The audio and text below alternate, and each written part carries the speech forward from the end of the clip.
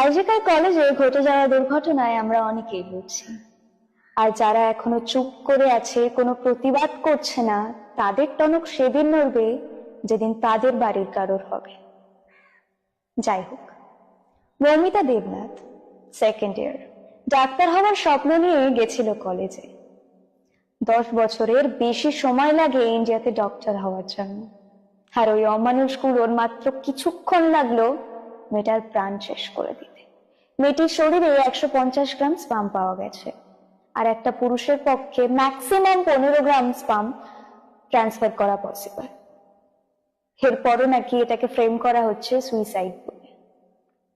চোখ দিয়ে রক্ত, মুখ দিয়ে রক্ত, ভ্যাজাইনা দিয়ে রক্ত, গোটা বডিতে ইনজিউরি।